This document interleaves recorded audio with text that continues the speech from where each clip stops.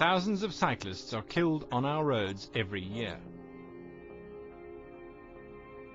The main factor for this, in the majority of cases, is due to inadequate warning devices fitted to the bicycle, which normally would alert motorists to their presence.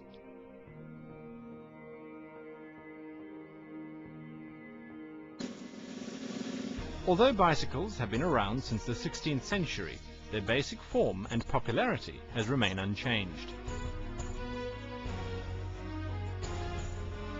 They still stand as the cheapest, most reliable form of transport in the world, and are used in commuting to and from work, for recreation and a variety of sports.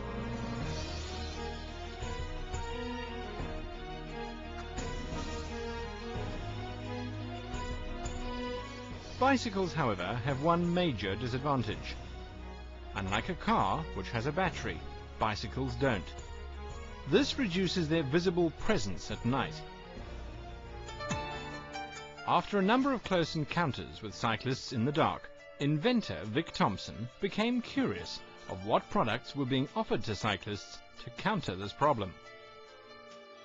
What he discovered was that there was simply nothing adequate enough, and so became caught up in a quest to create a lighting device that would give off enough light to warn motorists.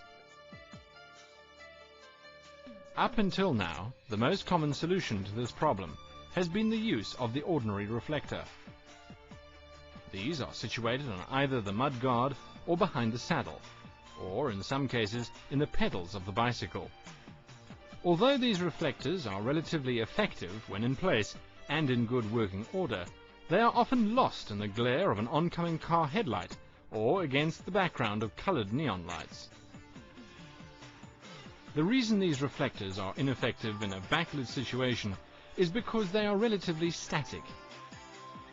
One day, whilst approaching an extremely dangerous bend in the road, Vic encountered a very effective warning device erected by the authorities. It comprised of two yellow lights, one above the other, which alternately flashed, creating the impression of a light jumping up and down. He realized, to be effective, reflectors or other lighting devices could not simply be static, but had to have movement. They have to jump and flash in order to be noticed. Reflectors situated in the pedals, due to the movement, are effective, as long as the cyclist is pedaling. But when freewheeling, riders have a tendency to drop their heels, which immediately renders these reflectors useless. One of the more recent devices is the electronic light, which is fitted under the cyclist's saddle. This system, although effective, has the major drawback of the initial price tag, which puts it out of the reach of most cyclists.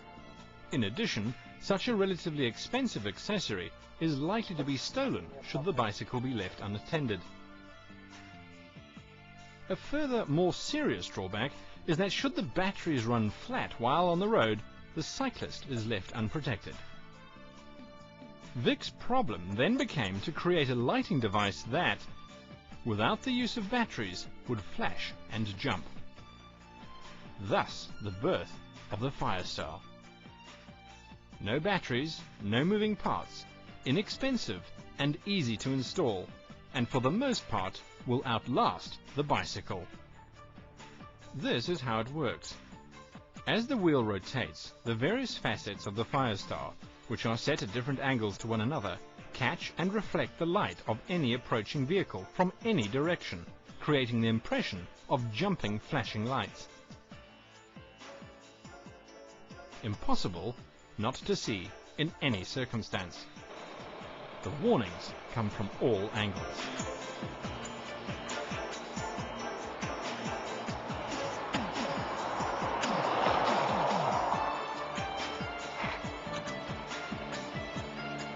But will the Firestar save lives? Vic is convinced it will.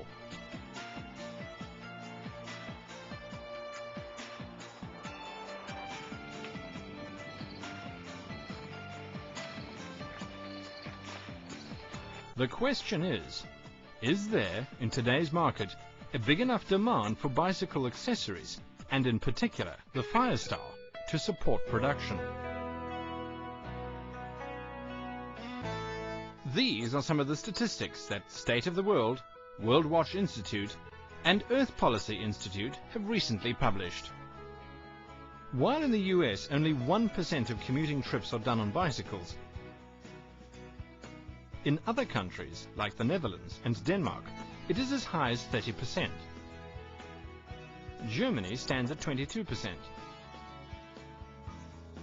whilst in China, over 50% of all commuting is done using the humble bicycle. Further research reveals that in spite of countries using up huge amounts of their annual budget to build and improve motorways and freeways, traffic congestion is still a growing problem and is a major waste of both personal and work time. For this reason, many countries are now looking for ways to encourage commuters to use bicycles. Australia set a target to double its bicycle use by 2010 by building new bicycle trails and facilities. Chile is at present involved in building 1,000 kilometers of new bicycle lanes.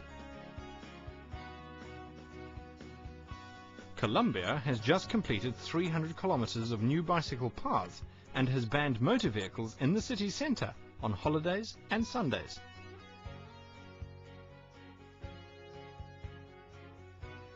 Germany has 31,000 kilometers of bicycle lanes and paths. The Netherlands has over 19,000 kilometers.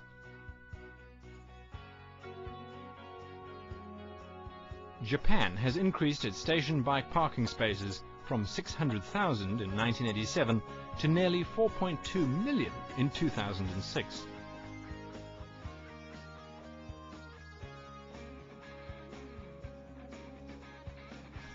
Peru has introduced a microcredit plan to finance bicycles as a means of encouraging its citizens to commute via bicycle.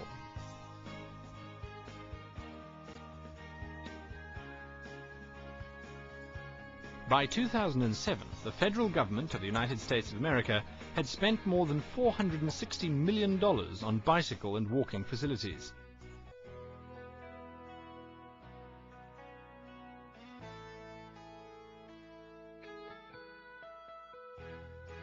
But even without these countries' goals, the comparison ratio of bicycles being produced to that of motor vehicles worldwide stands at almost 3 to 1.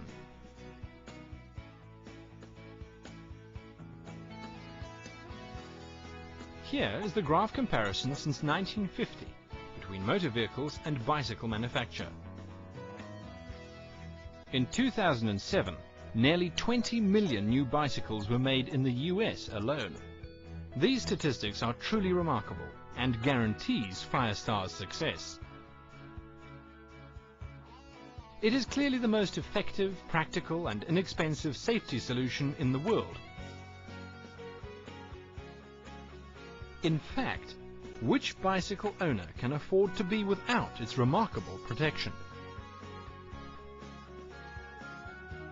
With regard to the patenting, Firestar currently enjoys full patent protection in South Africa, and patents are pending in the following countries: the USA, Europe, and the Far East, with Europe having already awarded a design registration certificate and the USA a notice of allowance. Firestar, the little star with a bright future.